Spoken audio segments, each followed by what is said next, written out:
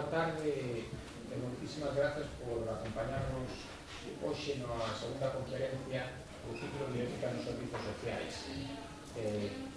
Sinto non poder falar para todos os que están fora na verdade que un éxito que nos sorprende, pero sobre todo nos reconforta tanto o Consorcio As Mariñas como o Grupo de Investigación Filosofía, Constitución e Racionalidade da Universidade da Coruña e a Fundación Paideia Galiza contar con un auditorio tan nutrido e tan interesado nesta segunda conferencia. Como comeza, como se pode ler no envés do díptico do ciclo de conferencias, este conxunto de tres intervencións ten unha finalidade moi clara. Nos dicíamos aí, malia a defensa de valores como a liberdade, a igualdade ou a intimidade, persisten na nosa sociedade prácticas de exclusión, marxinación ou injustiza que afectan as persoas usuarias dos servizos sociais, maiores, inmigrantes, menores, adolescentes, nas que salienta a vulnerabilidade, e nas que os profesionais, familiares e a toda a comunidade síntense afectados. Promover aqueles valores e corrixir estas prácticas é un dos obxectivos dunha intervención social de calidade que debe combinar a competencia técnica coa excelencia ética. Algo tan sinxelo como iso é o obxectivo non só deste ciclo de conferencias, senón tamén dun plan de formación que as dúas institucións, o Consorcio As Mariñas e a Universidade da Coruña, a través do Grupo de Investigación Filosofía, Constitución e Racionalidade, puxeron en marcha no ano 2017 e que rematará no ano 2018. Pensamos que estaba ben formar os profesionais, pero ao mesmo tempo estaba ben transmitir tamén á cidadanía a importancia desa combinación do rigor técnico coa dimensión ética. E por iso, pareceunos moi boa idea facer xornadas abertas ao público, non só dirixidas aos técnicos, ou non só dirixidos a esas persoas que podían desfrutar do plan de formación. E esa razón do ciclo de conferencias. No ciclo de conferencias, Bioética nos servizos sociais, pensamos en profesionais galegos, porque hai galegas e galegos enormemente competentes para facelo, pero ao mesmo tempo quixemos botar unha ollada a outras comunidades autónomas nas que a experiencia da bioética nos servizos sociais estaba máis desenvolvida. E escollimos tres: o País Vasco, representada por Marijo Goicoechea, que foi a primeira conferencia do ciclo no mes de maio; Cataluña, representada por Begoña Román, que vai ser a derradeira conferencia no mes de maio do ano 2018; e Asturias, que está representada hoxe do mellor xeito posible por Beatriz Díaz Pérez, presidentas dos comités de ética e intervención social e, polo tanto, presidentas de órganos que son a arela de moitos profesionais e de moitos usuarios dos servizos sociais e moitos cidadáns para que se constitúan en Galicia tamén estes comités de ética e intervención social. Nos pensábamos que non se trataba só de compartilo entre os técnicos ou as persoas interesadas, senón compartilos con toda a cidadanía. E esta razón de facer estas conferencias, e a verdade é que non hai maior ratificación e maior satisfacción que comprobar a casa chea. Ver todas estas persoas interesadas en escoitar esta conferencia e en logo compartir tamén estes coñecementos nos seus ámbitos de traballo ou nas súas contornas. Eu quero rematar agradecendo novamente a Fundación Paideia Galiza no nome do Consorcio As Mariñas e da Universidade a súa colaboración indiscutida e aberta desde o comezo da suxestión de organización deste ciclo de conferencias, e hoxe en particular a Beatriz Díaz Pérez e a Mónica Forteza, que será a presentadora, por enriquecer tamén o ciclo coa súa presenza. Mais nada, moitas grazas, cedo a palabra a Mónica.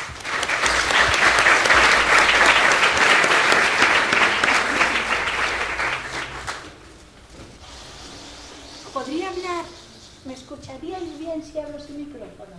Sí, gracias. Puedo moverme más fácilmente. Buenas tardes.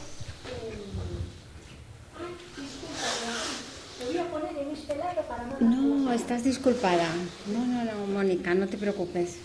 Buenas tardes. Hoy tenemos el placer, como ha dicho José Antonio, de asistir a la conferencia bajo el título Confidencialidad e intimidad en los servicios sociales, respeto y trato cálido. Para las personas que, como yo, dependen en algún momento de sus vidas de la asistencia de otros para promover su autonomía personal y su bienestar, sabrán como yo qué enorme importancia tiene que todo eso se realice dentro de un marco de respeto a la singularidad de cada uno de nosotros. Imaginaros, por ejemplo, si os puedo tutear, perdonad, que estamos en un salón de una residencia, de un centro asistencial, con más gente, como aquí, y entra de repente un trabajador, trabajadora, y nos dice en voz alta: venga, que hay que cambiarle el pañal. ¿Cómo nos llegaríamos a sentir? ¿Qué sensación de vulnerabilidad y de daño a nuestra intimidad tendríamos? ¿O qué llegaríamos a sentir si por la mañana nunca nos dejan elegir el jersey que queremos ponernos de nuestro armario? Pero también podemos cambiar de escenario y pensar que estamos en nuestro despacho de trabajo con un expediente con información confidencial de una persona usuaria de un servicio que queremos compartir con un colega. ¿Cómo compartimos esa información? ¿Qué información compartimos? Y nos pueden surgir muchas preguntas, como por ejemplo, ¿hay límites en esa confidencialidad cuando entra en contraposición con otras necesidades del usuario? ¿Hay límites? La confidencialidad e intimidad en los servicios sociales es un tema muy complejo, que entran variables como la empatía, el respeto, el interés activo de ver la experiencia de la persona que tenemos enfrente y sobre todo averiguar qué es lo que él o ella quiere compartir, qué experiencias, qué pensamientos y sentimientos quiere dar a conocer o no. Para dar luz a estas cuestiones y muchas más, tenemos hoy una persona que nos va a ayudar a averiguar estas claves y sobre todo nos va a ayudar a los profesionales a cultivar esa gran deseada relación de confianza.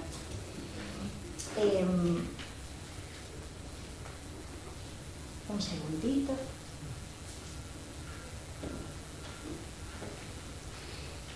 Diplomada en Trabajo Social y experta en la mediación de programas sociales por la Universidad de Oviedo y máster en bioética por la Universidad Complutense de Madrid.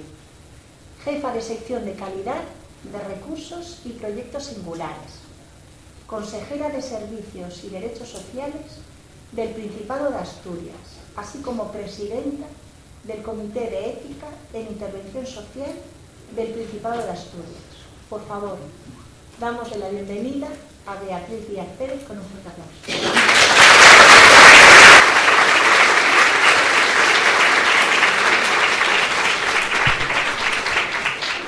Bueno, muy buenas tardes a todas y a todos.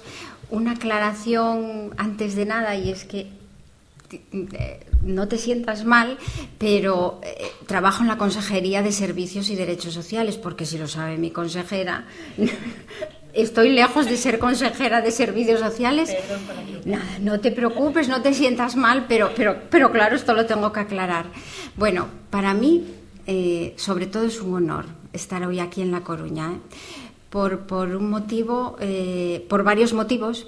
El primero es que la persona que me llamó fue José Antonio Seoane, que es, junto con Marije Goicoechea, las dos personas que son importantísimas para el Comité de Ética en Intervención Social del Principado de Asturias. Nos formaron, nos apoyaron, nos impulsaron y nos empoderaron, que es eso que nosotros tanto hacemos en los procesos de intervención en servicios sociales, y llegamos a donde llegamos en grandísima parte gracias a ellos dos. Y entonces para mí fue un honor que nos invitase a estar hoy aquí compartiendo con vosotros nuestras reflexiones, las que hicimos allí en Asturias a través de las guías que publicamos. Y bueno, agradecer al consorcio de As Mariñas pues la invitación a estar hoy aquí, mañana en su ciclo formativo. Es una iniciativa que yo creo que hay que felicitar muchísimo, porque que un conjunto de ayuntamientos promueva la formación en ética aplicada y que incluso se vislumbre la posibilidad de que se llegue a constituir un comité de ética en servicios sociales, dice mucho de la gestión de ese ayuntamiento. Yo creo que los comités de ética son un instrumento de calidad, una herramienta más para poder trabajar mejor y que todos y tener un recurso más para que personas usuarias, familias y profesionales puedan dirigirse a ellos y puedan dar luz en ciertas situaciones. Y yo creo que hay que felicitar esa iniciativa y desde luego a la Fundación Paideia, donde bueno, pues me encanta estar hoy aquí en este salón que me parece acogedor y espléndido, y además una fundación que todos seguimos desde otros sitios fuera de Galicia y que está muy comprometida con cuestiones sociales y yo creo que son pilares importantísimos iniciativas como las de esta fundación para completar el sistema de servicios sociales y poder llevar adelante proyectos. Y por último, desde luego, felicitar esta presencia masiva de gente, porque es muy tarde, todos tuvisteis vuestra jornada laboral y estáis aquí. Y a mí esto es quizá lo que más me ilusiona, porque pasamos una época negra en servicios sociales, difícil, asociada a la crisis económica, y ver profesionales que se esfuerzan fuera de su horario de trabajo para seguir compartiendo espacios de reflexión con compañeros, pues esto es desde luego muy ilusionante. Así que felicitaciones por vuestro interés en los temas que os ocupan, que no es todo el trabajo en la vida de una persona, pero sí es una parte muy importante, y querer hacerlo bien, eso dignifica mucho, ¿no? Como dice Adela Cortina, una sociedad con moral baja no es capaz de seguir adelante y de buscar la excelencia, y desde luego está claro que vosotros queréis hacer mejor vuestro trabajo y más excelente. Bueno, pues me voy a meter un poquitín más ya en la materia que yo voy a compartir hoy con vosotros. Esperemos que no haya problemas. Llamo al informático. Bueno, esto de los aparatinos, ya sabemos todos que...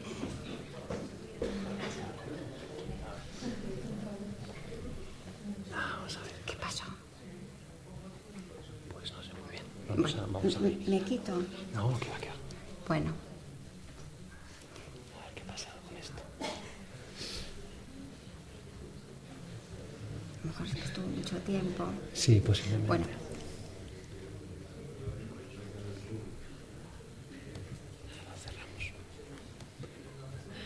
Lo de apagar y encender, que es lo que solemos hacer todos y sabemos hacer, sobre todo cuando no tenemos un informático cerca. Ah, muy bien. Ahora. Muchas gracias. Qué lujo, ¿eh? Todos queremos un informático cerca cuando estamos en una situación de este tipo. Bueno, pues comenzar compartiendo con vosotros que el bien interno de los servicios sociales es que son un valor para la sociedad, porque buscan mejorar la vida de las personas.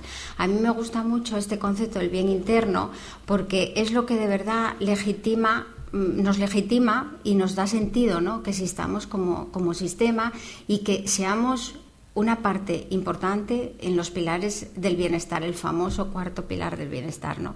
Entonces es un concepto que a mí me gusta comenzar por él, porque bueno, pues es el marco, es lo que nos pone marco a nuestro hacer, ¿no?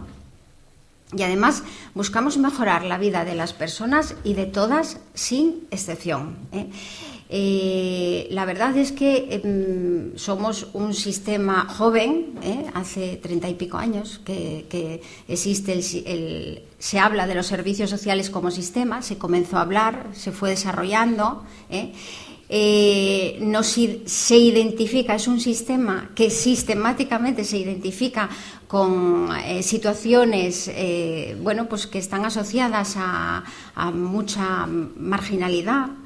Venimos de esa herencia, de esa concepción, y a mí la verdad es que cuando comparto, como es el caso de ahora, con compañeros y compañeras del ámbito de los servicios sociales, me gusta siempre hacer una alusión a que trabajamos para todas las personas, porque esto no está todavía muy afianzado y es un tema casi de militancia, ¿no?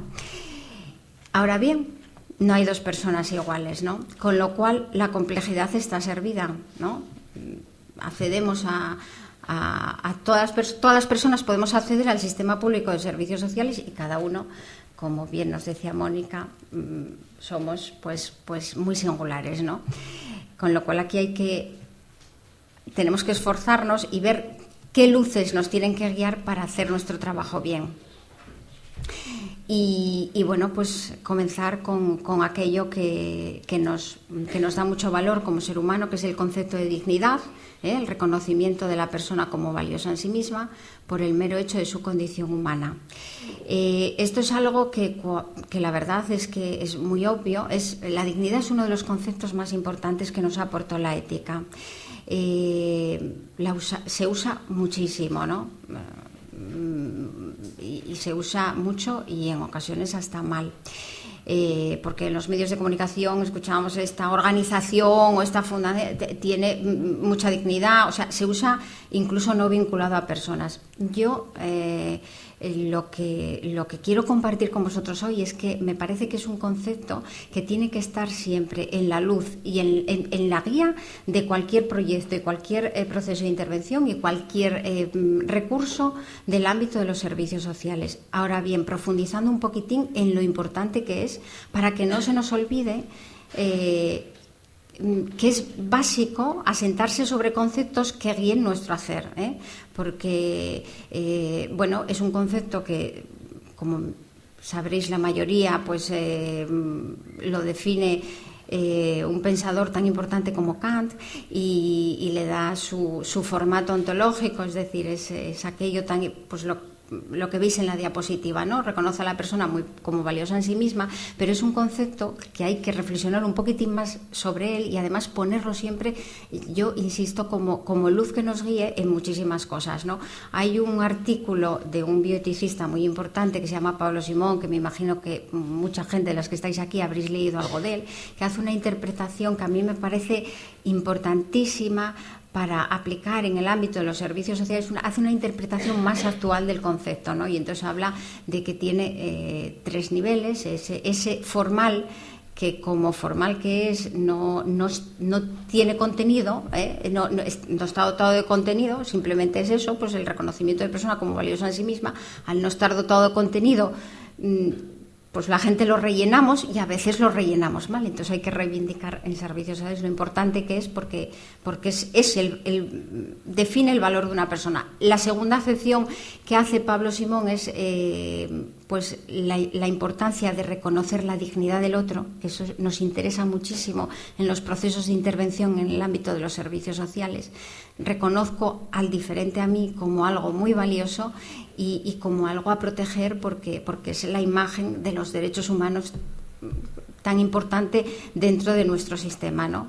Y la tercera acepción que él hace para darle uso práctico al concepto es lo que cada uno define para sí como digno, ¿no? Que eso es también muy importante porque es lo que cada uno libremente decide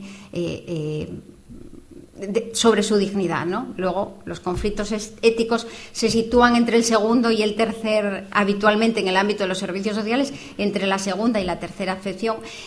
Y yo me detuve un poquitín a hablar de esto, que es, tú cogéis cualquier cosa de ética y ética aplicada a servicios sociales o de bioética y empezar, pues todo empieza por la dignidad, ¿no? Pero a mí me parecía importante detenerme un poquitín en esto porque yo creo que es imprescindible especificarlo en la misión de los diferentes recursos y de los diferentes programas, es la pata ética, además de la pata técnica, y además saber de lo que estamos hablando y usarlo bien y que sea una luz de guía, ¿no? Con lo cual, una acción que es medular en el ámbito de los servicios sociales es contribuir a hacer efectivo el reconocimiento de su dignidad. ¿Qué necesitamos? Bueno, pues necesitamos que nuestras intervenciones sean correctas desde el punto de vista técnico. Los trabajadores sociales tendremos que usar muy bien nuestro método, los psicólogos sus escalas, todo esto, ¿no? Nuestra técnica, lo que nosotros traemos desde nuestra formación, usarlo bien, pero tendremos que tener una corrección ética en las intervenciones, porque si no, no haremos intervenciones bien, nos faltará algo, ¿no? Nos faltará una pata, ¿no? Claro, esto es lo dices y tú dices, bueno, bien, pero ¿y cómo lo hago? Cuando llego cada día al trabajo tengo un mogollón de problemas, o la cola, o llego al centro de mayores y tengo allí a la gente ya, y cómo hacer esto, ¿no? Pues aquí tenemos que reflexionar y darnos cuenta que tenemos que evolucionamos, pero a mí me parece, mi opinión, es que todavía hay que evolucionar mucho más de un paternalismo profesional a la autonomía de las personas inmersas en los procesos de intervención. Cada vez que puedo, repito, compartir algún espacio como este y hablar del paternalismo, da un poco de miedo, porque lo del paternalismo es algo que en ocasiones levanta ampollas, pero el paternalismo hay que colocarlo en su lugar, y es algo que estamos superando. No es malo, no fue algo malo, no hay que demonizarlo, pero sí hay que evolucionar de él. Se basa en, bueno, pues su concepción viene de las relaciones que tenían los padres con los hijos, con lo cual eso nunca es malo. Un padre no quiere nada malo para su hijo, pero es lo que yo deseo, lo que yo creo que para el otro es mejor, ¿no? Entonces, cuando yo acabé mis estudios de trabajo social en el año 1984, que ya llovió, pues cuando yo empezaba muy jovencina y decían, no, porque tal trabajadora social es muy paternalista, o sea, era una cosa, repito, absolutamente demonizada, y yo quiero hablar de ello con muchísima naturalidad, porque era lo de ese momento histórico y social, y además quería, cuando hacemos algo paternalistamente, queremos hacerlo bien por el otro, El problema es que ahora, en este momento y en el 2017, tenemos que darnos cuenta que la corrección ética, para reconocer verdaderamente la dignidad del otro con el que estamos trabajando, tiene que pasar por procesos de simetría moral, ¿no? La persona con la que yo estoy trabajando, tengo que contar con ella. No es solo lo que yo vea mejor, porque en mi contexto hay unos valores compartidos que todos creemos que son buenos, y entonces los compartimos. Yo quiero lo mejor para ti. No, ahora tenemos que trabajar desde otra perspectiva, porque el ser humano con el que estamos trabajando es un ser humano con valores. Los valores, nadie puede vivir sin valorar. Todo lo que pasa a nuestro alrededor es objeto de rechazo o de querencia, ¿no?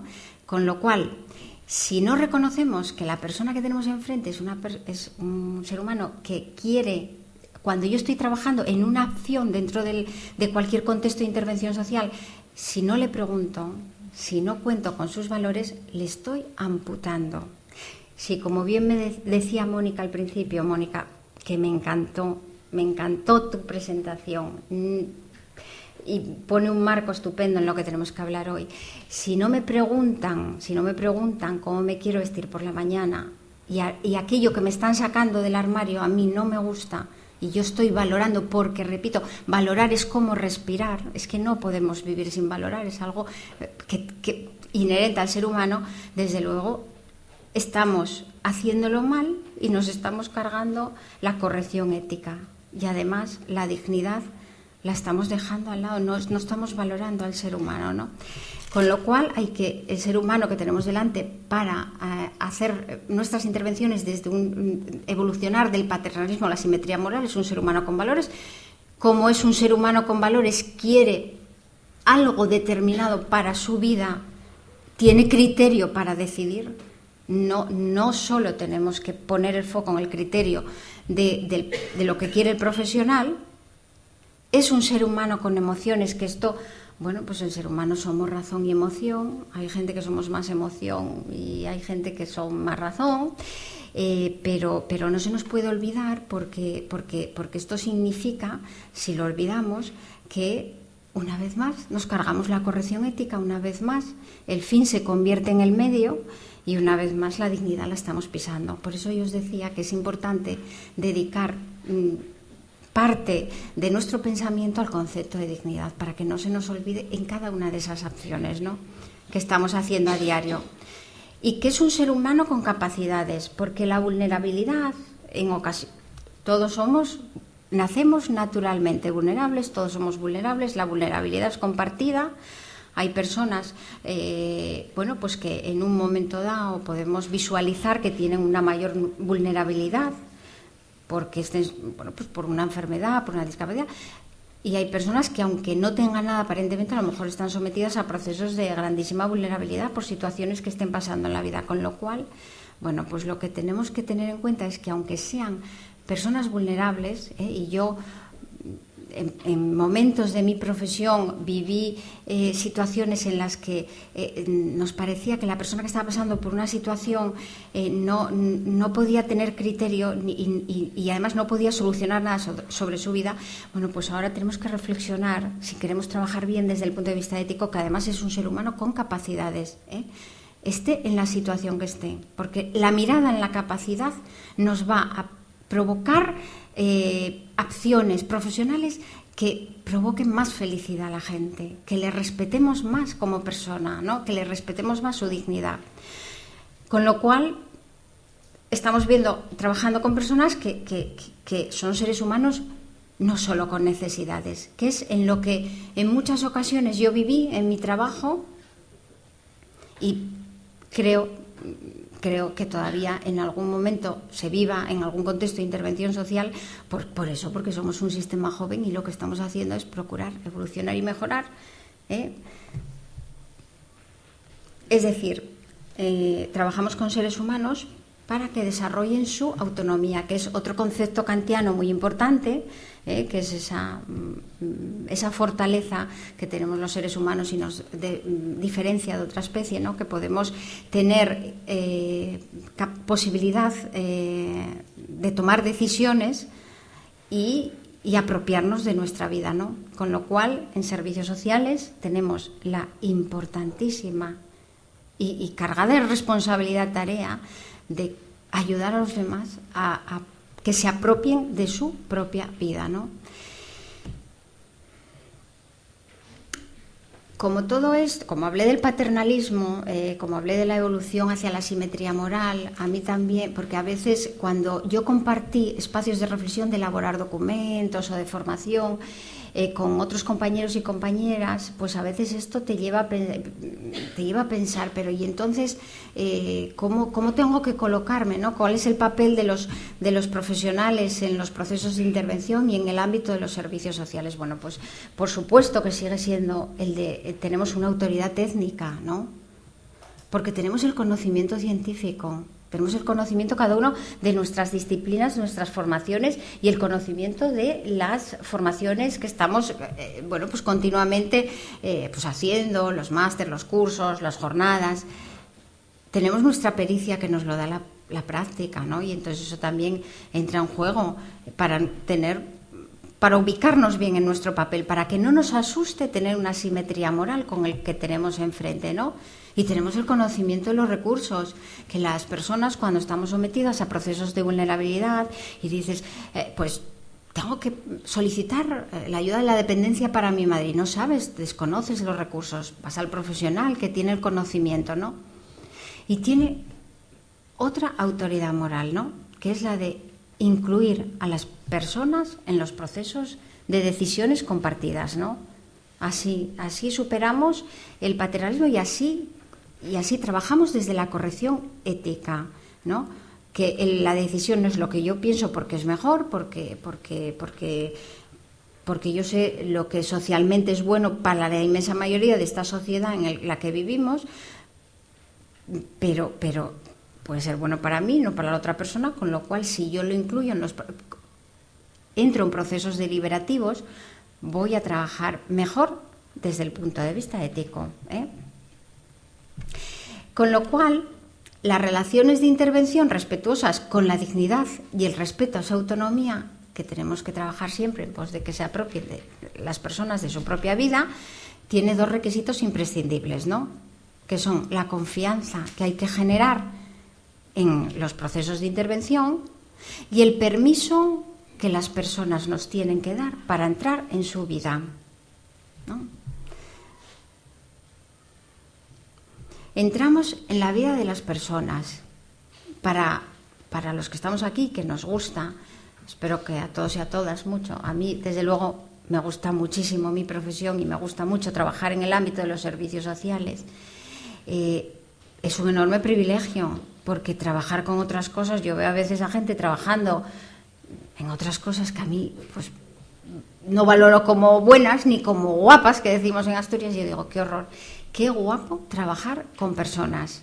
Es un enorme privilegio, pero claro, conlleva una gran responsabilidad, porque un ser humano es un valor absoluto, o sea, eso está por encima de todo. Trabajamos con las personas y trabajamos con sus vidas, con todo lo que pasa en la vida de una persona. Imaginemos, cerramos los ojos, mi vida como es, toda mi familia, todo lo que me rodea, y además en ocasiones sometidos a gran procesos de vulnerabilidad, ¿eh?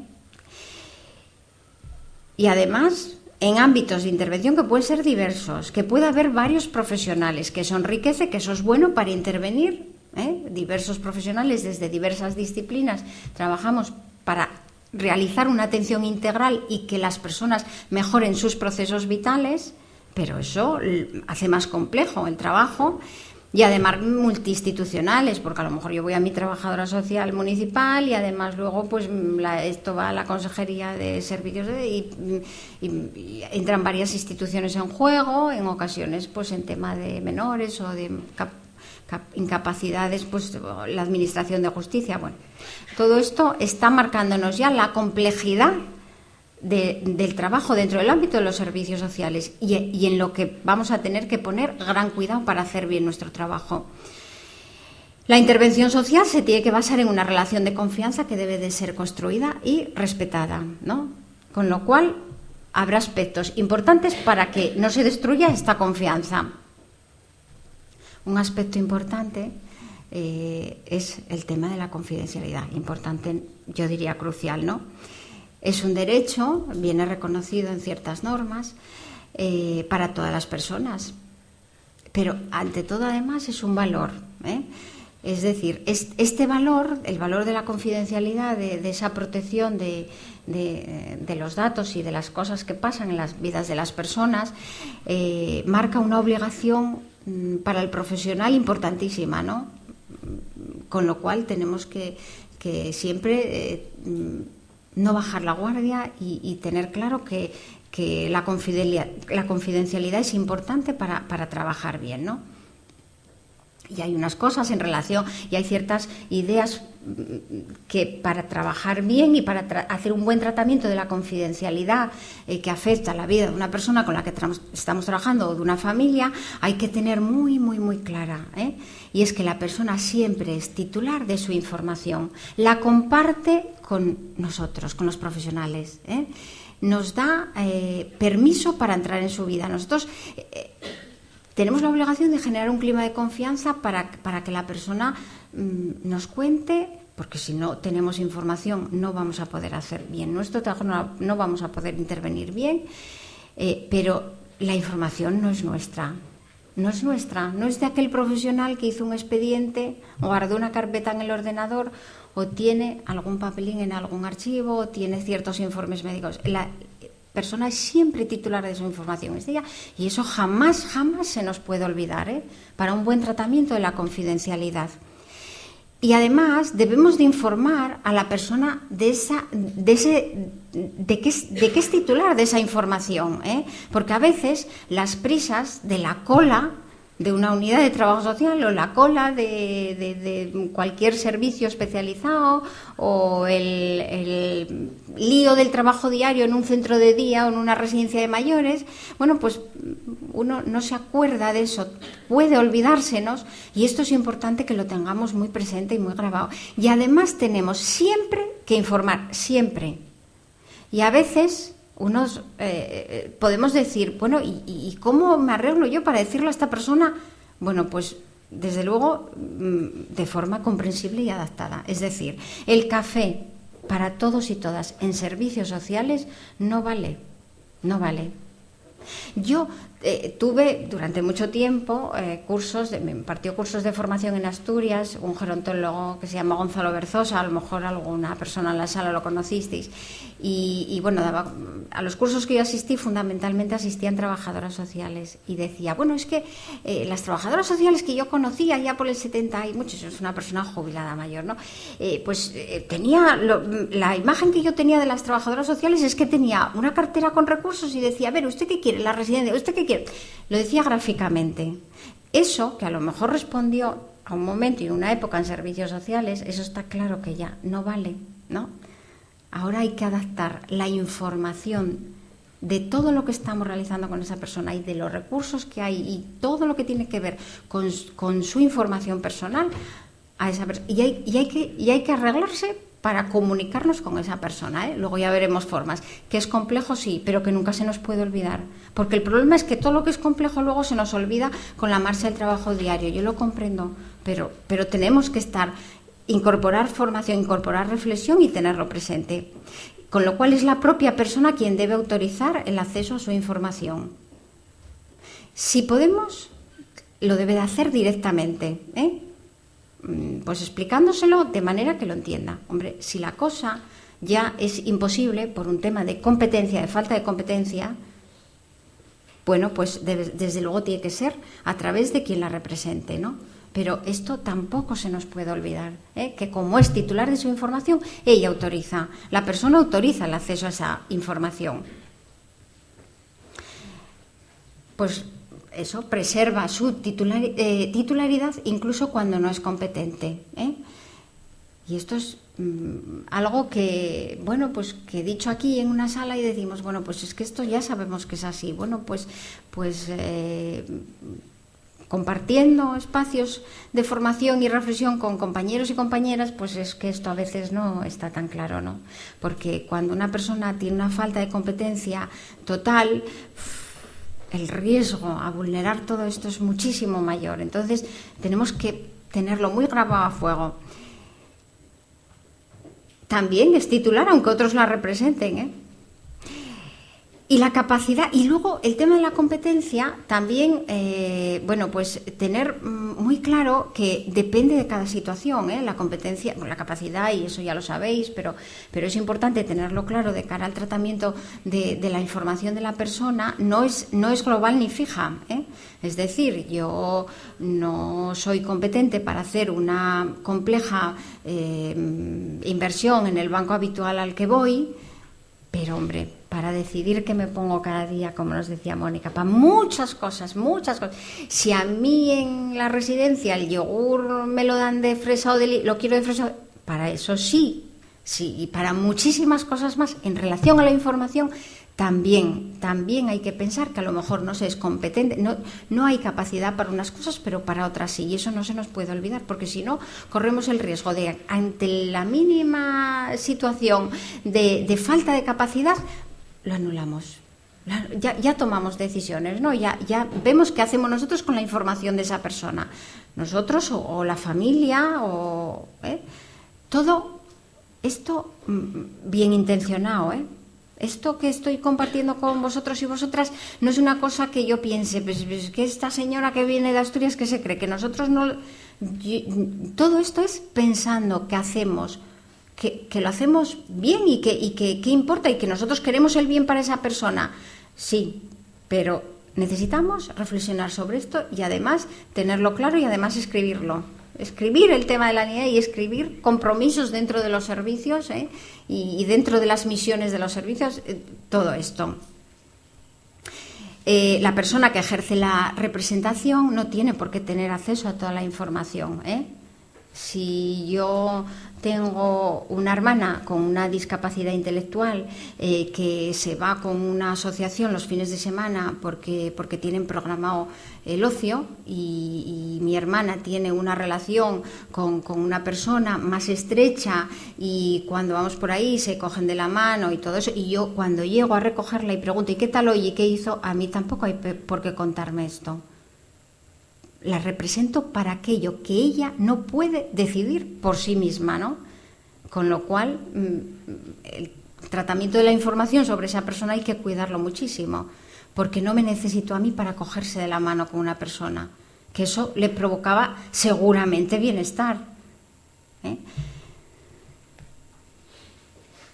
Con lo cual, dentro de los procesos de intervención, la información la deben tener las personas necesarias, ni más ni menos. El ni más ni menos está puesto muy a conciencia porque más no, que es lo que todos entendemos, que no ruede la información por todo el ayuntamiento, que no ruede la información por todo mi servicio de inspección y acreditación, que es donde yo estoy, pero claro, tampoco menos.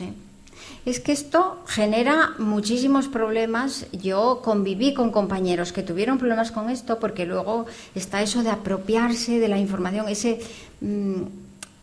celo profesional, podemos irnos al otro extremo, ese celo profesional de que yo tengo la información y lo recojo y no lo comparto con la logopeda o con la psicóloga o con la trabajadora social porque es mío, lo tengo yo, y ese otro profesional no puede hacer bien su trabajo dentro de ese proceso de intervención, con lo cual no más pero tampoco menos, porque si no, no llevamos a cabo una buena atención, ¿no?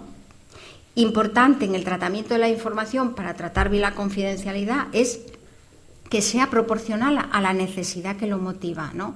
Porque a veces damos más, nos piden un expediente del juzgado y tenemos todos mucho miedo y damos todo, más de lo que tenemos que dar, y hay que preguntar para qué, porque a lo mejor damos de más y estamos dando información de esa persona que no hace falta dar. Y luego está el tema de las anotaciones en nuestros informes, en nuestras historias sociofamiliares, y ahí debemos de ser cuidadosos porque es un riesgo que muy importante para las fugas de confidencialidad, ¿no? Bueno, que han de ser lo más objetivas posibles y evitar esos aspectos que tienen más que ver con intimidades que en ese momento no son precisos ni necesarios, ¿no? Señora que tiene un hijo que es gay, como yo leí en una ocasión en un informe, hace muchísimos años, que estamos hablando de que somos un sistema joven, pero ya hace unos añinos que estamos de desarrollo.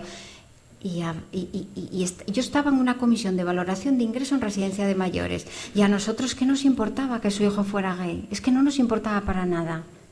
Y aquello apareció allí, con lo cual tenemos que reflexionar que eso tenemos que tener también mucho cuidado a la hora de transmitir, para no dañar la confidencialidad, y que respeten la dignidad y el honor, ¿no? Señora desaliñada, bueno, pues es un ser humano con un valor, como decíamos al principio, absoluto por el hecho de ser un ser humano, y además tiene un honor y tenemos que preservarlo. Tenemos que cuidarlo con muchísimo mimo, por eso, porque tenemos el privilegio de acceder a su vida, pero tenemos la gran responsabilidad de hacerlo bien, ¿no?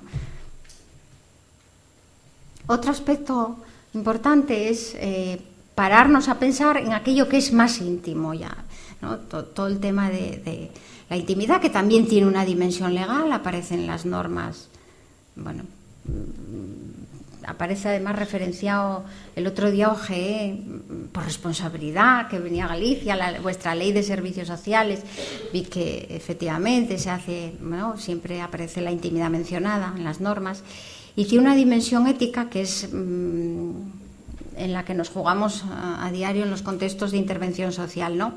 Y que entronca directamente con el principio de autonomía, ¿no? Porque concibe a la persona como dueña de su vida privada, ¿no? Y aquí es importante hablar de nosotros dentro de los procesos de intervención, en el contexto de los servicios sociales, el respeto a la intimidad, ¿no? Que se concreta en el reconocimiento de la otra persona como un ser valioso y poseedora de vida privada propia, Esto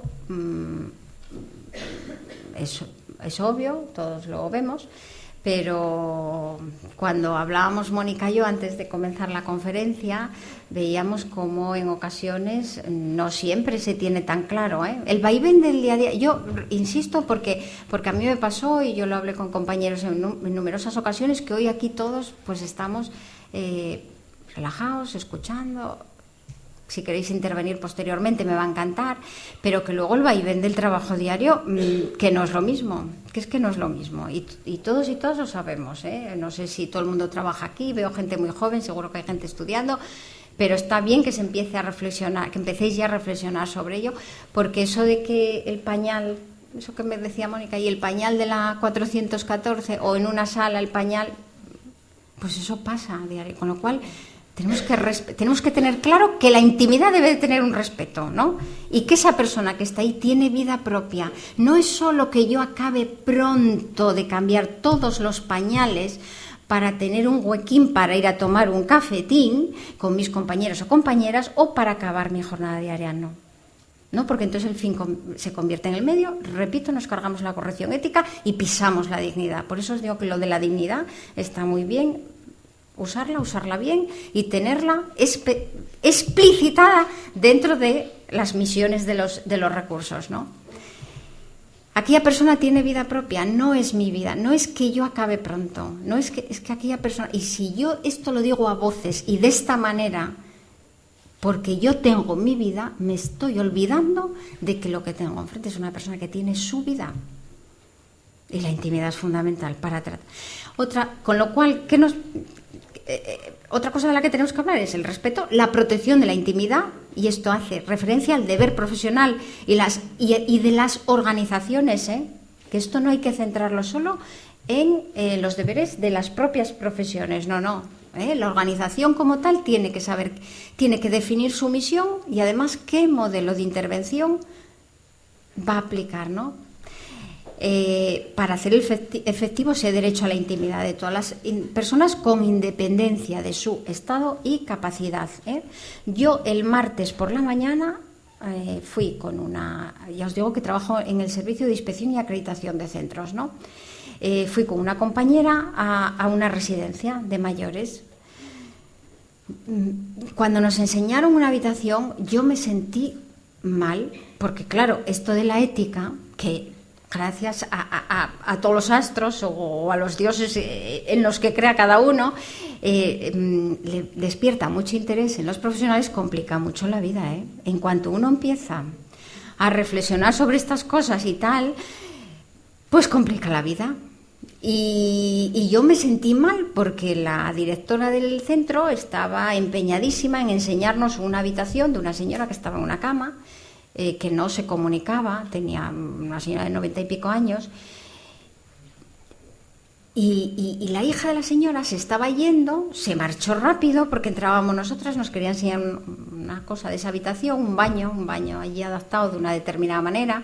La inspección, ya sabéis que tiene mucho que ver, la inspección de centros de atención social también tiene mucho que ver con lo estructural y todo eso. La hija se marchó corriendo, yo me sentí mal. Es que no protegemos la intimidad de esa familia. Y yo en ese momento no se lo puedo decir a esa directora, porque no voy en ese contexto de intervención. Se iba a sentir mal y además lo iba a sentir como algo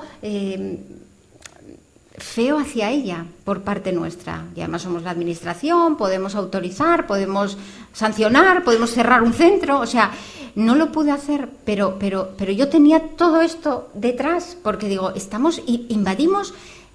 Y ella, bueno, pues por eso es necesario la formación, por eso es necesario la reflexión y por eso es necesario introducir la ética en los procesos de intervención. Tenemos el deber profesional de hacer efectivo ese derecho. Tenemos que proteger la intimidad y si la persona no es informada o no comprende y de algún modo predice y autoriza la entrada en su vida íntima, puede vivir ese acceso como una agresión, que es lo que yo creo que vivió la hija de esta señora. La señora no se comunicaba. No quiere decir que no girara la cabeza cuando pasamos 3 personas hablando por su espacio de intimidad. Giró la cabeza. Y nosotros seguíamos a lo nuestro. Yo no, Yo la verdad es que, como lo tengo tan reciente, lo comparto. No. Con lo cual, el tema de que aparentemente no tenga capacidad no quiere decir que no tengamos que pensar, que ya veremos a ver cómo lo tenemos que hacer, para no hacerlo mal. La hija no sabía que entrábamos y entró y dijo, vamos a entrar fulanita. Le dijo la directora, fulanita, vamos a entrar que quiero que vean el baño. Y la hija, pues ¿qué va a hacer? ¿Qué nos va a decir? No, ustedes no entran. Pues no. Pues no predijo que entrábamos, no lo autorizó. Invadimos el espacio íntimo de esa familia. Y claro está, a mayor vulnerabilidad, mayor sufrimiento. Yo no sé lo que sufrió esa señora que giró. Movió la cabeza, estaba escuchando y movió, no sé lo que sufrió.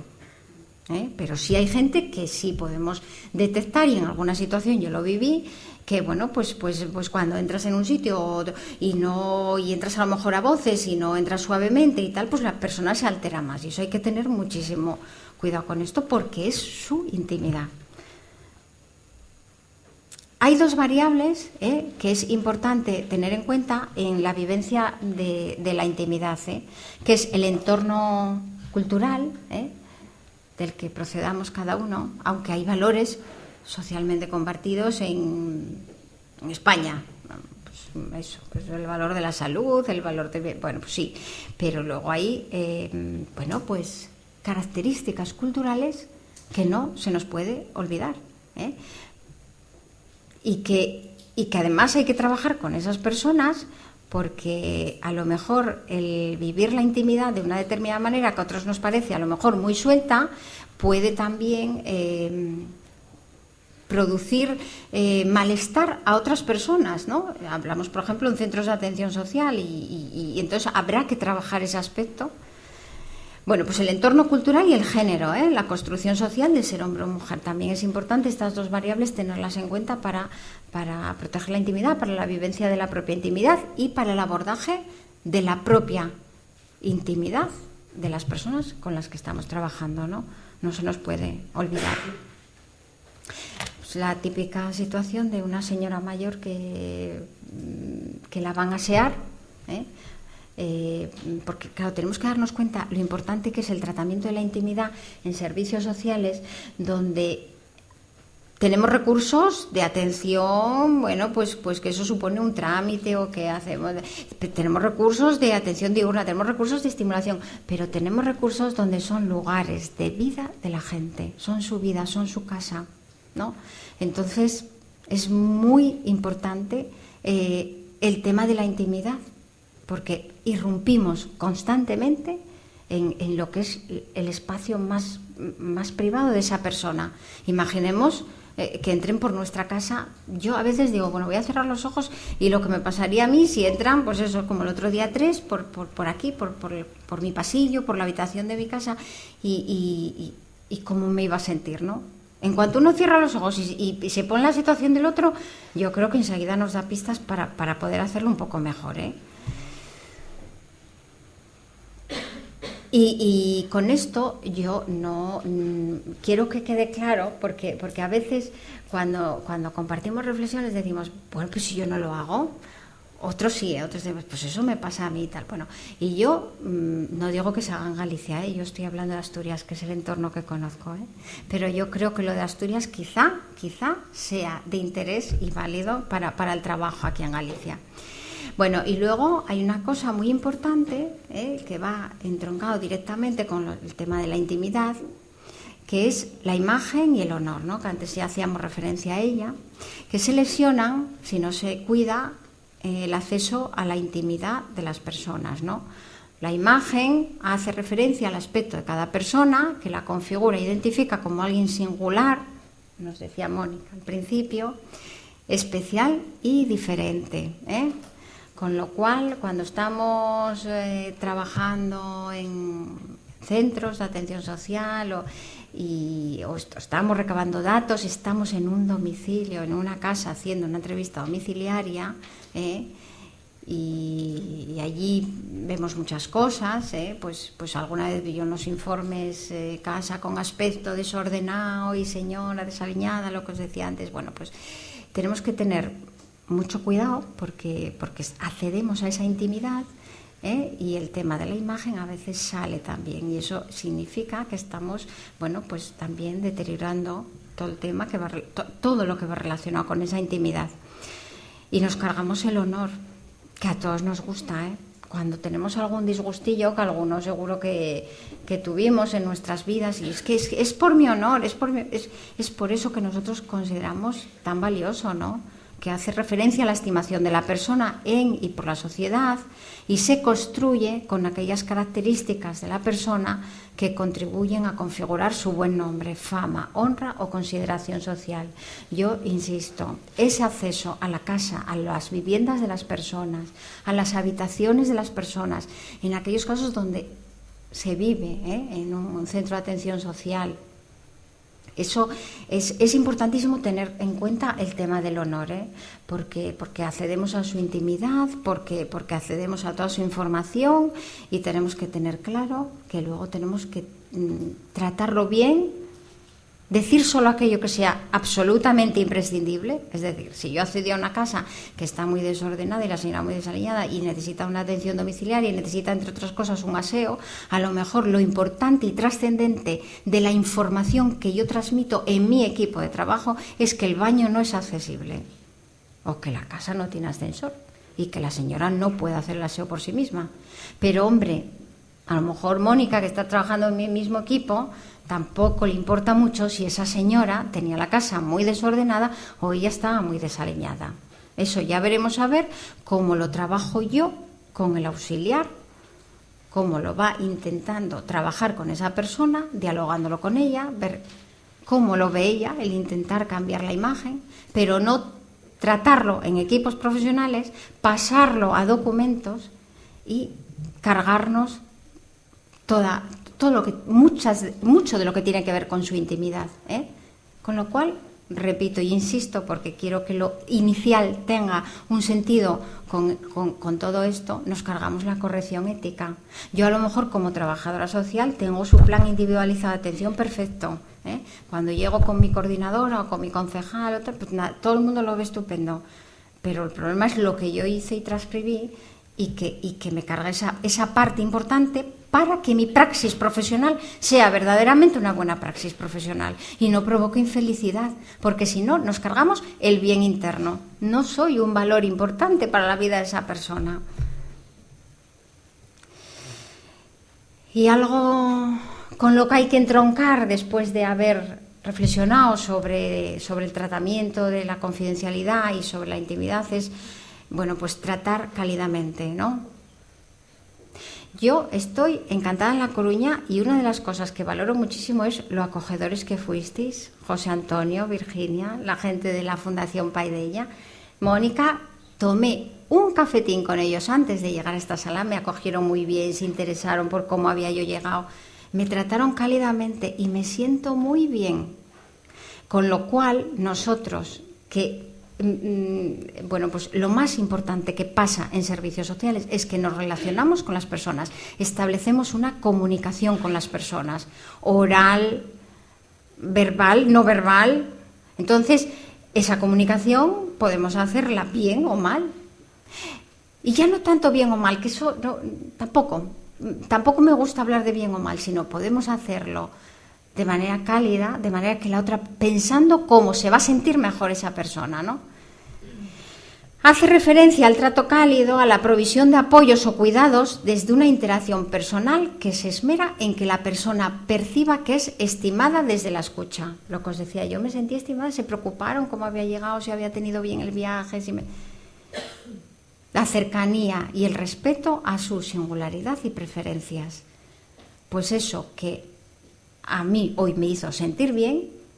Yo ahora mismo no estoy en atención directa, pero si algún día vuelvo a estar, que no lo descarto para nada, porque es una cosa que me gusta mucho, desde luego esto lo tengo que tener presente. ¿Cómo puedo yo, dentro de este proceso de intervención que yo estoy escribiendo y diseñando, este PIA, este plan individualizado de atención, cómo puedo además establecer una comunicación? Con lo cual, como lo más importante es que nos comunicamos,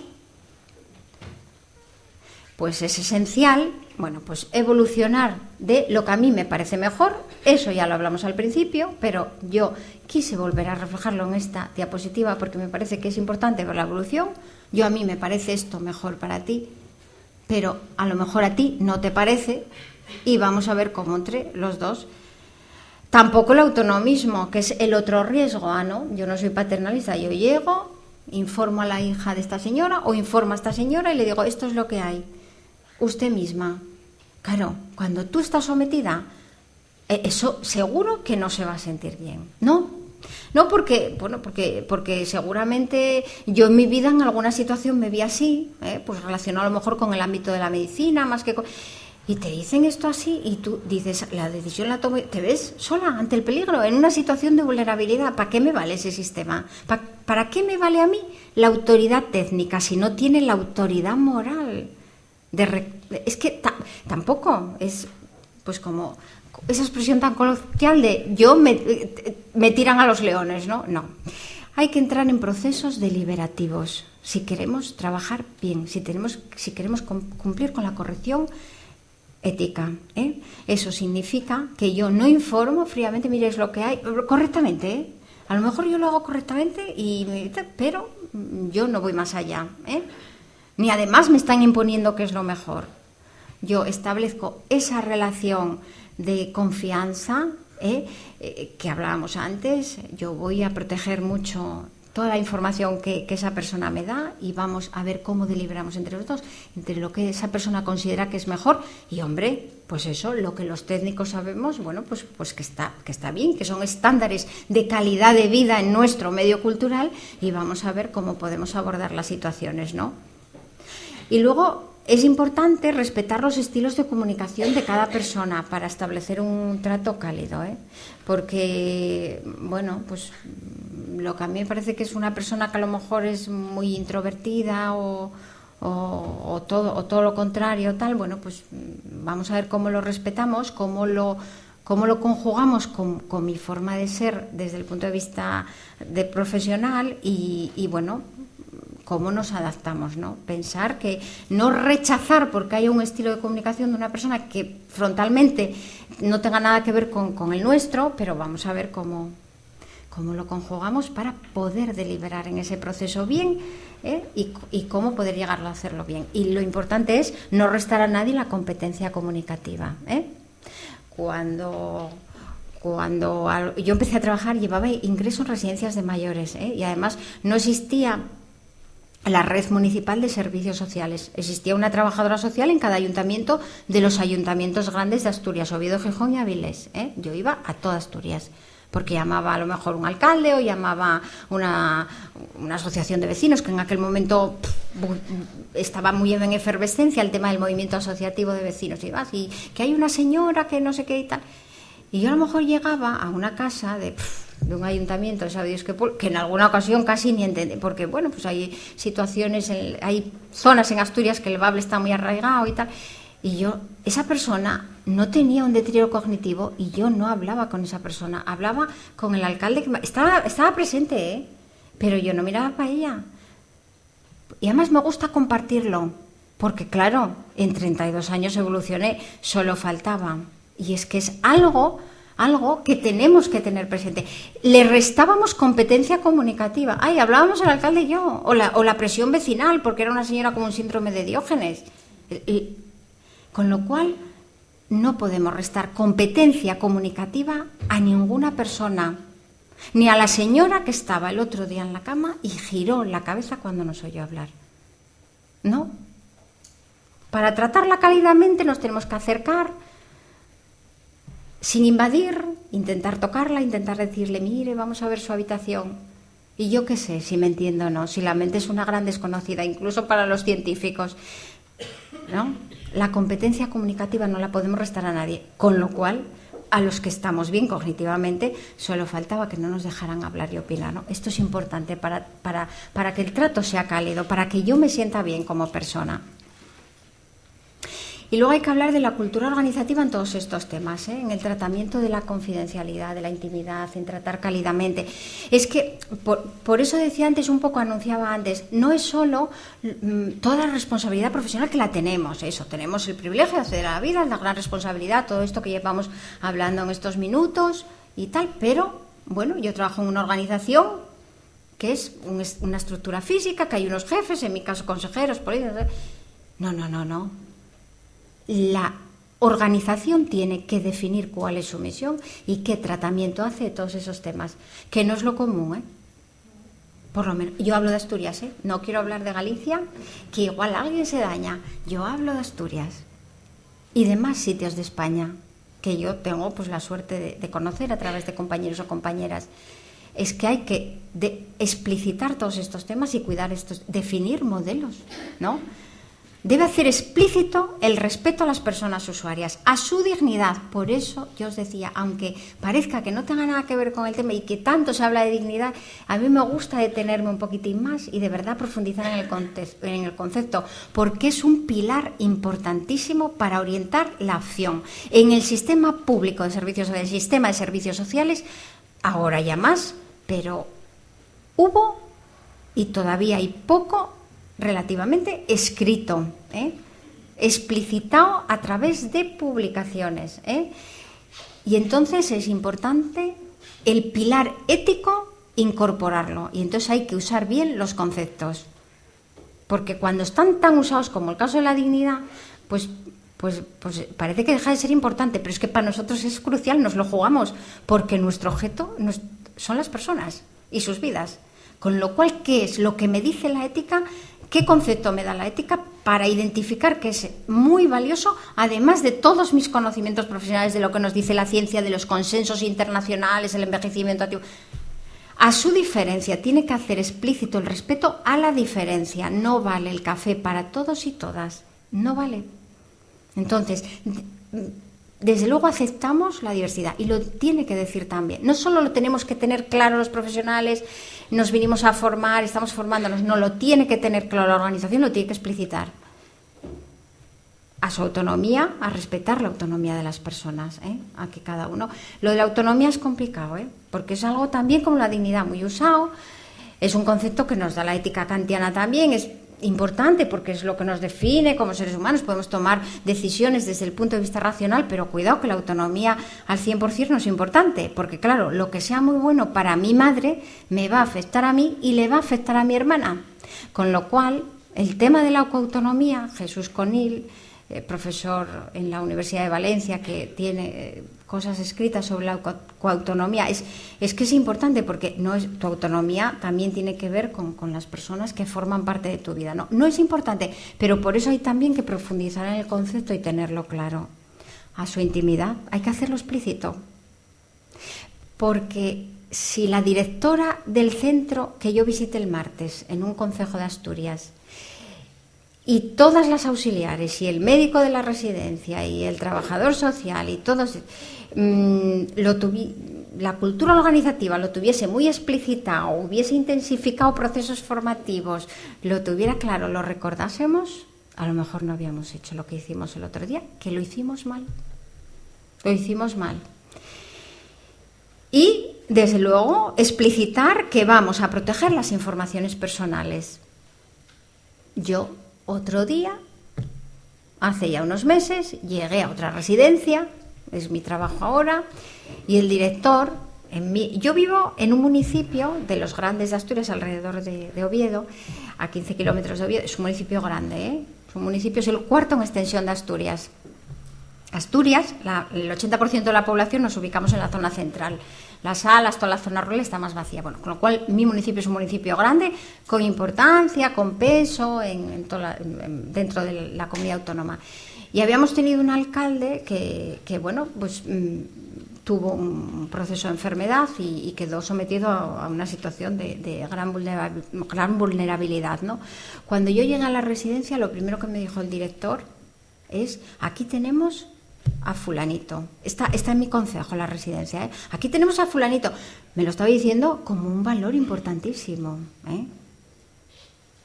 y a mí qué me importa esa información personal. Si yo iba a entregarle la carta de que no acreditábamos el centro, porque no cumplía otras cosas, es un centro que ahora ya está acreditado.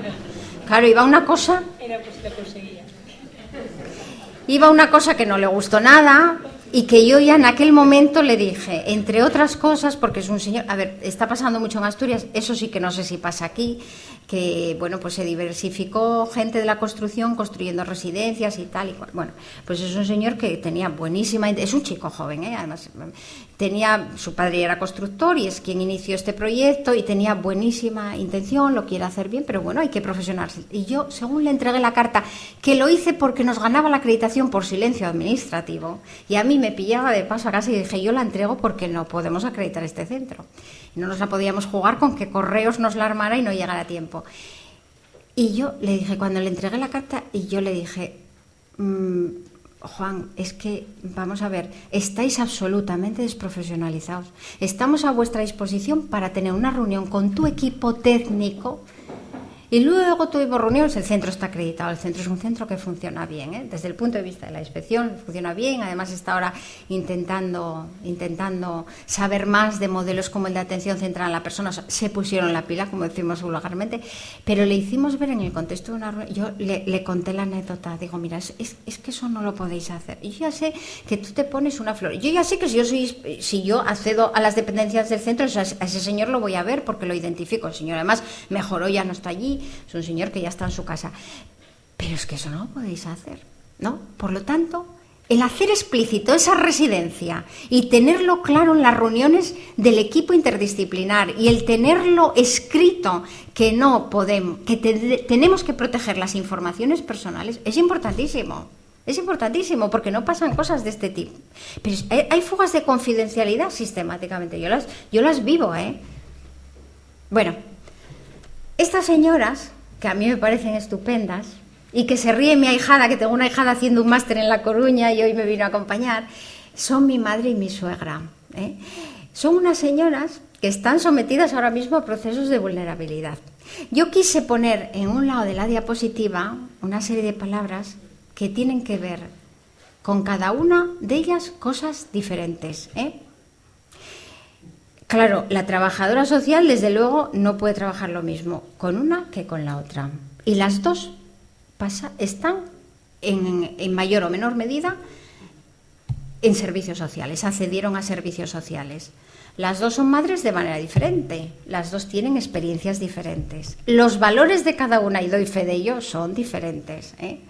Sus amores fueron diferentes. La manera de vivir la intimidad es diferente.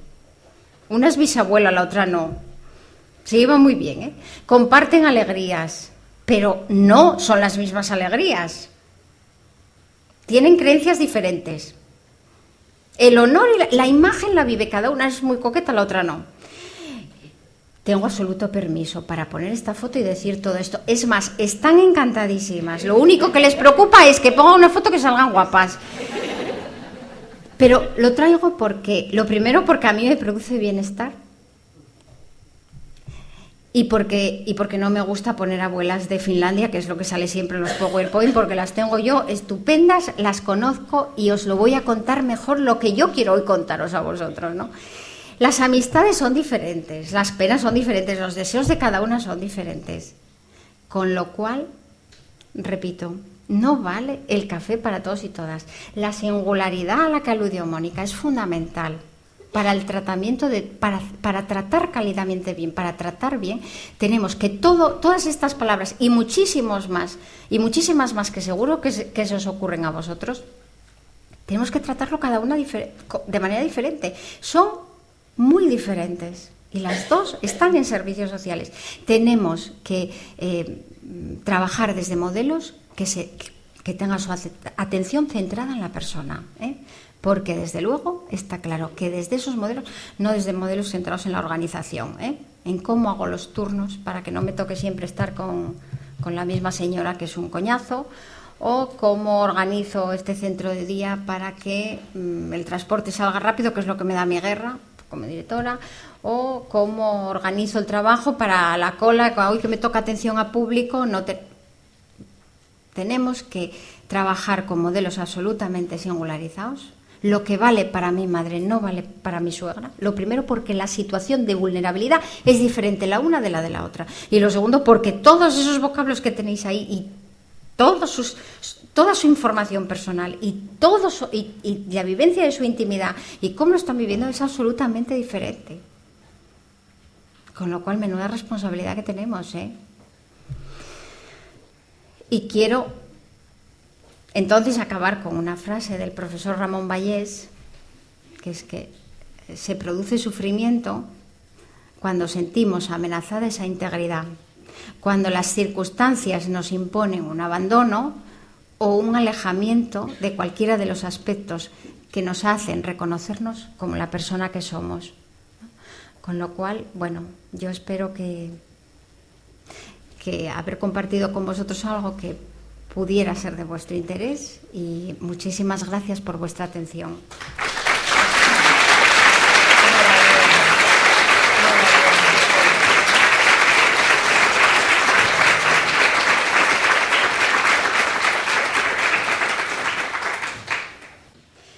Bueno, yo creo que puede haber un turno de intervención. Bueno, antes de nada decir que de veras me ha llenado de esperanza, ¿vale? Yo soy muy emotiva, pues si me pongo a llorar. Me llena de esperanza es el escucharte, no solo a nivel profesional, sino a nivel personal, ¿no? Has hablado de muchísimas cosas, ¿no? Y yo quería compartir, el escucharte, unos temas. Un tema que me sucedió y he compartido con alguien hoy, un tema que me sucedió para que veáis un poco el día a día de las personas que, como yo, con una cierta discapacidad, podemos vivir. Yo soy usuaria de un servicio de asistente personal. Para aquellos que a lo mejor no estáis familiarizados, se distingue un poco del servicio de cuidador, ¿no? Es un asistente personal, es aquel que te ayuda a promocionar tu autonomía personal dentro del hogar y también fuera del hogar. Pero sí que en mi caso y en muchos casos realiza una labor de atención domiciliaria, incluso con tareas de aseo. Pues una de los servicios que gestiona esta asistencia personal nos habló de la posibilidad de hacer unas prácticas con un número de personas que querían tener una cualificación por unos años trabajados, y entonces enviaban a las distintas personas usuarias la asistente personal para que obtuviesen a lo largo de 3 semanas su acreditación de prácticas y así su título. Nos lo ofrecieron a distintas personas. Yo no voy a decir aquí la expresión que hice, pero hice una expresión que ni de, en mi caso no. ¿Por qué? Porque era dentro de mi domicilio, y a mi pregunta de ¿puedo tal vez entrevistar a la persona antes de entrar en mi domicilio? No. Se asigna una persona a cada domicilio, pero tú no te preocupes, me dijeron, porque tú no vas a tener que formarla, simplemente estará al lado de tu asistente personal y será ella la que la forme. Claro, yo tenía ahí delante del trabajador social intentándole explicar que era mi casa, mi hogar, mis cosas, la gente que vive conmigo, mis mañanas, que para aquellos que compartirán como yo, pues no nos encontramos tan arreglados como ahora, ¿no? Y entonces yo dije que no. Y un par de compañeras que también utilizan el servicio de asistente personal me comentaron que iban a acceder. Y una de ellas me llama y me dice, no sabes lo que me pasó. Y yo, ¿qué te pasó? Pues que al final dije que sí porque me daba rabia hacer ese feo. Y no sabes lo que me pasó, pero ¿qué te pasó? Que me encontré, que me mandaron a mi casa un hombre. No le preguntaron, o tal vez no tuvieron esa sensibilidad de pensar que tal vez habría que preguntarlo antes de asignar. Y con esto, por eso te digo yo que me llena de gran esperanza, ¿no? El que todos, yo creo que todos, tanto a nivel usuario, ¿no? También que tenemos que comunicar en esa comunicación, pero que las cosas puedan mejorar y evolucionar. Y si alguien estuviese interesado en realizar alguna pregunta, no sé si por ahí hay algún micrófono. No queda ningún... Ahí.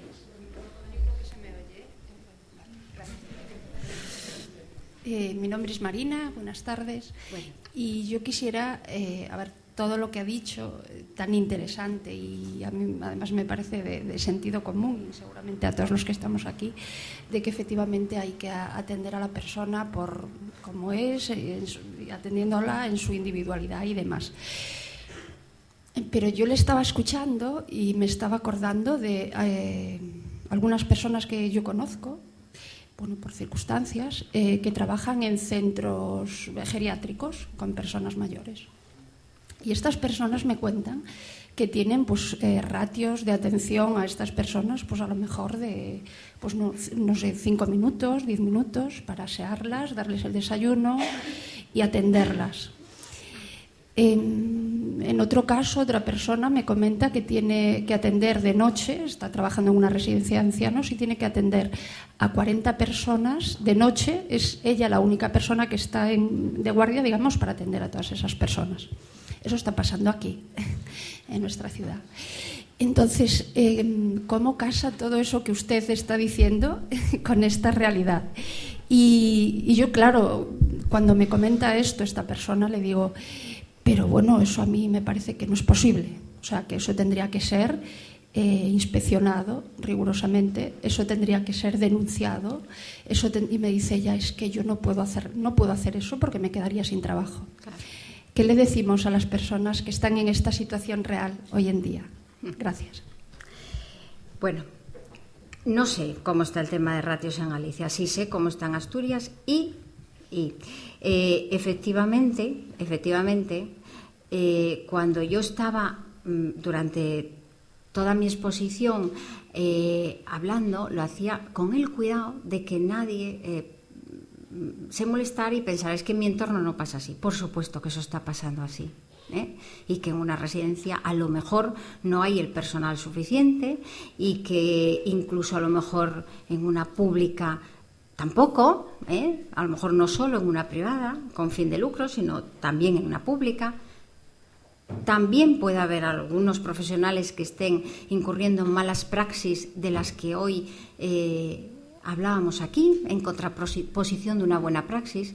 Eso no significa que nosotros aquí no tengamos que reflexionar sobre lo que se debe de hacer, que eso es la ética. Nosotros tenemos que buscar la excelencia en el trabajo, y luego hay otras responsabilidades, políticas, organizativas, que deben de contribuir a que esto se haga efectivo. Pero nosotros aquí tenemos que hablar de lo correcto.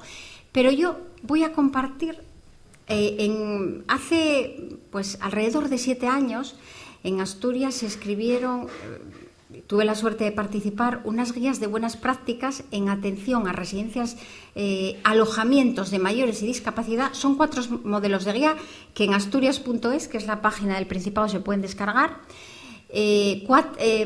Escribimos 4 guías, 2 dirigidas a atención residencial de mayores de discapacidad y 2 a recursos de atención diurna de mayores y discapacidad.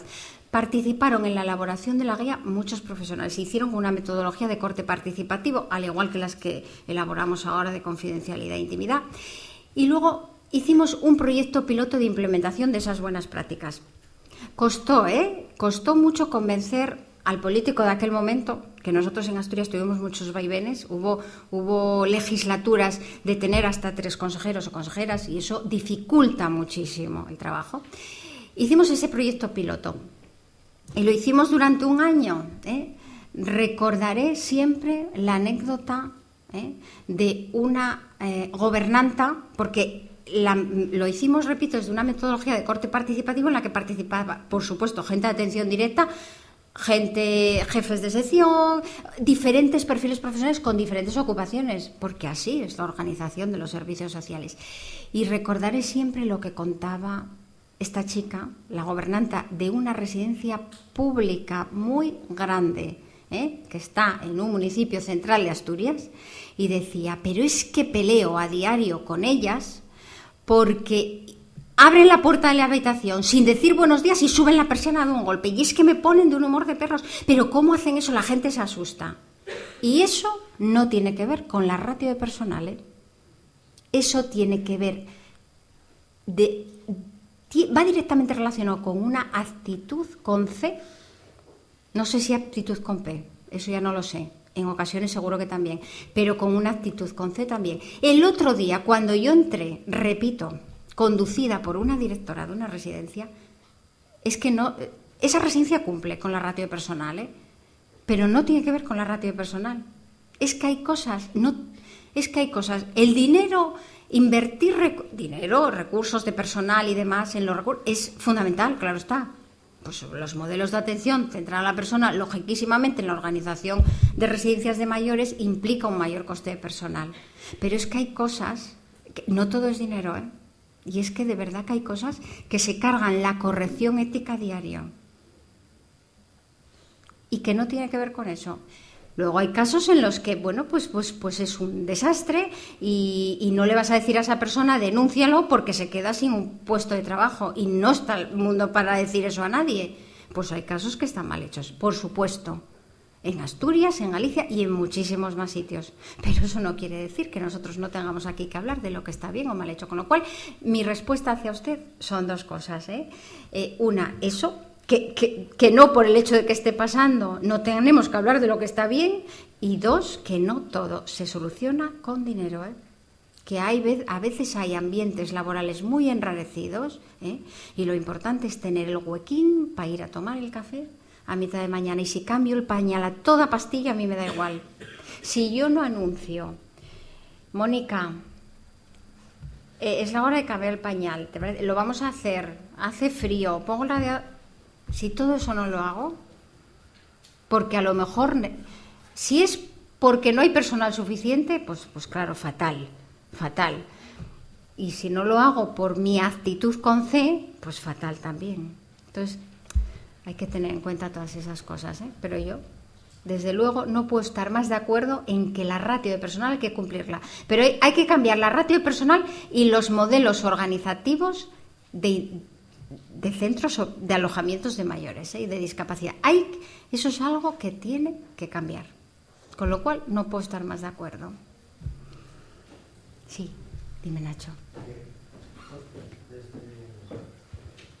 Desde la perspectiva de los centros residenciales y todo eso, bueno, yo cuando acabé trabajo social hace muchos años, las prácticas fueron una gran residencia de mayores y sí que ves muchas cosas. Y yo creo que todos y todas como profesionales a lo largo de los años te das cuenta de muchos errores que has cometido, ¿no? Y no reconocerlos sería de burros, ¿no?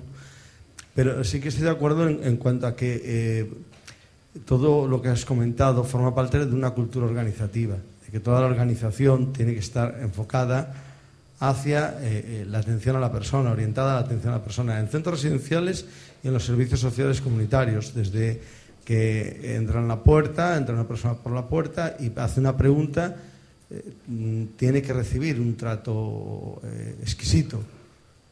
Muchas veces hablabas de la evolución que han sufrido los servicios sociales desde los primeros años que comentabas. Ahora vivimos un mundo totalmente distinto. La ciudadanía ha ganado unos derechos que a lo mejor antes ya tenía, pero como no los había disfrutado, pues no era consciente de que los tenía a lo mejor.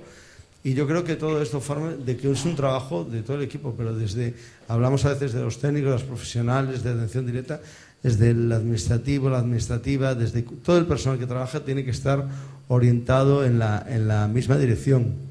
Y estoy de acuerdo en que se debe escribir, debe haber, pues llámale Biblias, llámale constituciones, como leía el otro día en un libro, o manuales, pero que debe ser elaborado entre todos y con esa misión que tenemos y la visión que tenemos de cómo queremos trabajar, pero como organización, todas las personas del equipo consensuadas. Y en los servicios sociales comunitarios yo creo que es muy importante, porque lo percibes hoy en día. La crisis de la que hablabas antes ha traído, que se nos ha acercado muchísima población que nunca en su vida había pensado que tendría que acudir a los servicios sociales. Y se nos está exigiendo, porque la gente protesta: oye, ¿cómo me tratas así? Y es la verdad, tratábamos a la gente mal, a lo mejor no teníamos esa intención, sí, pero sí que no atendíamos correctamente. Y yo creo que debemos de evolucionar, debemos de cambiar, debemos de reflexionar. Lo pasado no lo podemos cambiar, pero lo futuro sí. el pasado tenemos que sentirnos orgullosísimos. Claro, por eso. Pero no, existimos como sistema porque venimos de claro, ahí. pero los errores de una acción social más básica. Los errores no los podemos cambiar, quiero decir, en el futuro lo que no podemos es repetirlos, ¿no? Entonces, bueno, pues sí que veía muy importante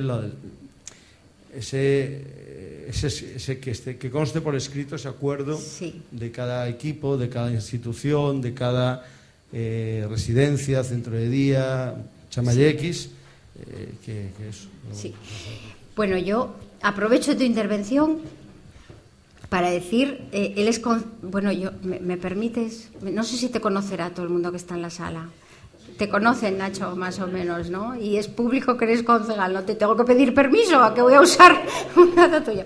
Bueno, lo primero, que estoy encantada, lo conocí hoy a Nacho, es concejal de Servicios Sociales y bueno, y está a estas horas escuchando una charla sobre la ética aplicada en el ámbito de los servicios sociales. Le digo, oye, pero esto es que te llevo de concejal yo para Asturias, y me dice, no, como dice, quitando importancia, es que soy trabajador social, y es que alguna conozco yo y no lo vi con esa implicación que te veo a ti, con lo cual poner en valor que los políticos y las políticas tengan, quien ejerce la política tenga claro y se formen estas cosas, es fundamental para la cultura organizativa y para que no pasen cosas que a veces los profesionales se ven luchando contra y luego el político de turno, bueno, con lo cual, lo primero felicitarte y que es un valor que tenéis aquí en La Coruña que hay que aprovechar, que todo lo bueno que tenemos hay que aprovecharlo, lo que tenemos cerca.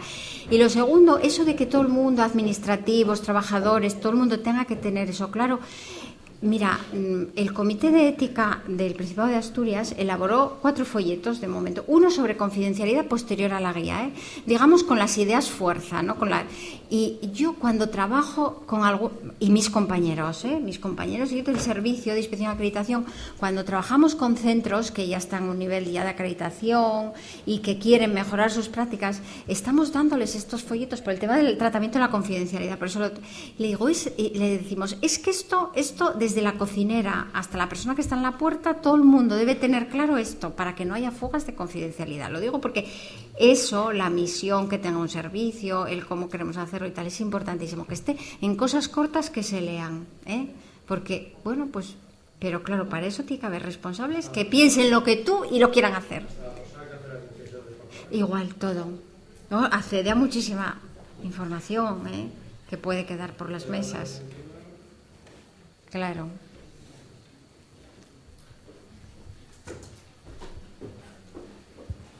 Gracias. Gracias, Beatriz, por la intervención. Y quería, recuperar algo que dijiste que me parece muy importante en la primera respuesta, que es el sentido de la formación bioética y de la existencia de los comités de ética e intervención social. Ahí va mi pregunta, pero quería subrayar eso, que la realidad puede ser dramática, difícil, pero tú decías, la realidad es lo que es. La ética se ocupa de lo que debería ser. Y por tanto, la formación bioética te permite o te aporta un criterio de evaluación de la realidad. Y cuando hay una distancia entre lo que es y lo que debería ser, el profesional, aunque no pueda responder de la forma que quiere, percibe que tiene que modificar esa realidad. Esa es la ganancia que tiene la existencia de un comité de intervención social. Y esa es la razón de ser de la formación, y ese fue, yo creo que el motivo que en el Consorcio As Mariñas dijo, la realidad es mejor. ¿Cómo? Identifiquemos cómo podría ser, y la ética o la bioética es una ayuda para eso. Y ese es el preámbulo de la pregunta. El Comité de Ética e Intervención Social de Asturias, o vuestra labor, ¿en qué contribuye, o en qué crees que puede contribuir a mejorar esa realidad insatisfactoria, en todo caso, mejorable? Porque, si en Galicia se piensa, o en la comarca, o en la ciudad donde se piensa hacer, ¿qué podría aportar un órgano de ese tipo? ¿Qué podéis aportar? Bueno, el comité de ética nuestro, que tomamos como referencia a los del País Vasco, como bien os decía, iniciamos con María, es un comité de ética que se dedica a deliberar sobre situaciones en las que hay un conflicto de valores, que algún profesional, persona usuaria, familia, quiera acudir al comité. Es decir, deliberamos sobre cosas, elaboramos informes que no son vinculantes y puede ayudar a una persona determinada en un momento determinado. Bien, pero tenemos también otras funciones. La función de fomentar la formación y la sensibilización en la ética aplicada, que eso que se vaya extendiendo. Claro que los cambios, claro, cuando tú ves esas realidades como lo que nos contaba la compañera y estamos teorizando, intentando teorizar sobre la realidad, tú dices, ¿qué diferencia tan grande? Bueno, pues efectivamente, a través de procesos formativos, la cosa pues va mejorando, vamos sensibilizando. Un comité ahí tiene muchísima tarea, en procesos formativos. Nuestro comité dice siempre, donde vamos, donde nos llamen, vamos, a hacer el proceso formativo que nos pidan, aunque sea una residencia pequeña, aunque sea pues la Comisión Deontológica del Colegio de Trabajo Social que nos llamó recientemente.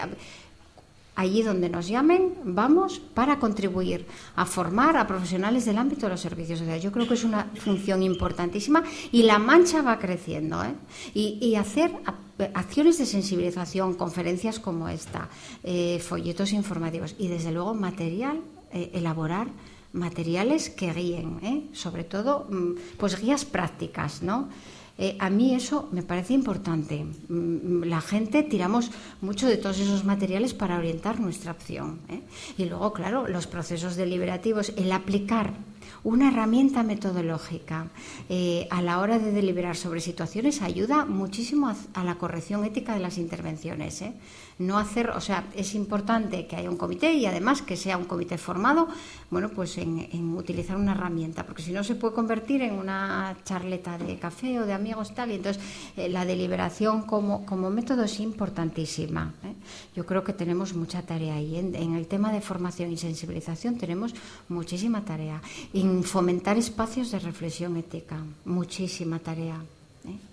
Estar a disposición en consultas. No sé si te contesté, José Antonio, sí, que hay otra palabra. Buenas, soy estudiante del ciclo superior de integración social y quería saber si hay un límite al respetar los deseos de las personas. Es decir, si tal vez en alguna situación en la que se ve amenazada la vida, sí, es necesario recurrir a ese paternalismo o siempre hay que respetar. No. Hay límites. Cuando está en riesgo la integridad de una persona o de un conjunto de personas, en el caso de una familia, hay límites. Lo que pasa, mira, yo no sé si conocéis, en donde tú estás, oísteis hablar de las guías sobre confidencialidad e intimidad que tenemos escritas en Asturias. No sé si oísteis hablar. Repito, en asturias.es, en calidad, podéis acceder a las guías, son de libre descarga. Y ahí se trata, ahí tratamos un capítulo específico a las situaciones que está justificado saltarse, bueno, pues no respetar. Bueno, pues claro, cuando hay una situación de emergencia y peligra la integridad física, por supuesto. Ahora bien, inmediatamente que pase esa situación de urgencia, esa persona hay que retomar la información, intentar informarla de lo que se hizo, cómo pasó y todo lo que pasó. Sí, hay límites, Pero estamos hablando de situaciones extremas, Luego hay el común del diario es esa cantidad de situaciones que no estamos en esas. Pero sí, por supuesto que hay excepciones.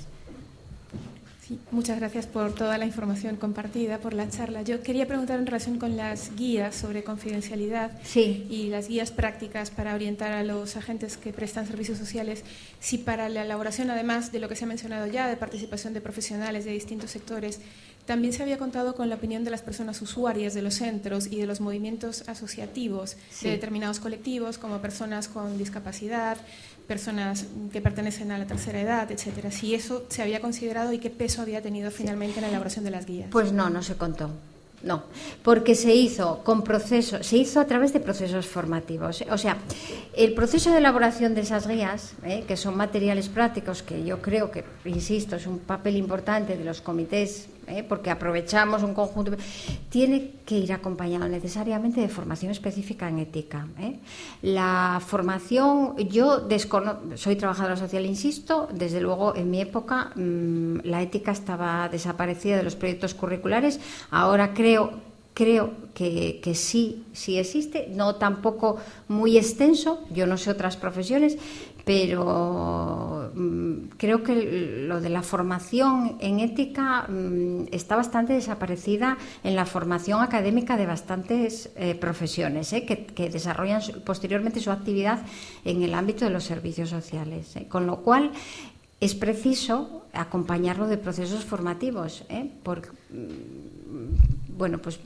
y lo hacíamos a través del Instituto Adolfo Posada, que es el Instituto de la Función Pública en Asturias, y ahí podían asistir no solo trabajadores de la función pública, sino trabajadores que tengan vinculación, que trabajen en entidades con o sin fin de lucro con vinculación directa con la administración, es decir, porque tengan un concierto de plazas, un convenio, tal. Entonces, claro, la participación de los movimientos asociativos se hizo más difícil. En la formación del comité sí, en la formación de la comisión promotora antes del comité, que también conllevó procesos formativos, sí.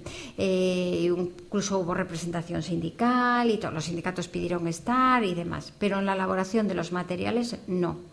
Y como nada es perfecto, eso efectivamente es una cosa que completa muchísimo mejor la elaboración de materiales y documentos.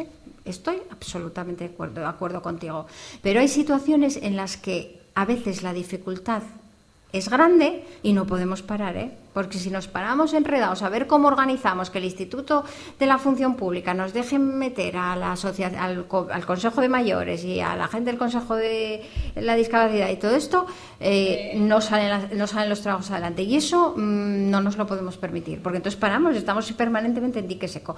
Pero eso es fundamental, que la voz de las personas que están pasando por una situación es fundamental. No. Pues eso, pero bueno, son materiales como las otras guías que os dije, fundamentalmente práctico, recoge la aportación del hacer diario de muchos profesionales de muchos ámbitos, y hombre, un poco de luz da, pero bueno, todo material es mejorable, igual en Galicia luego hacéis algo que complete mucho mejor, introduciendo a movimientos asociativos. Yo te quería hacer una pregunta.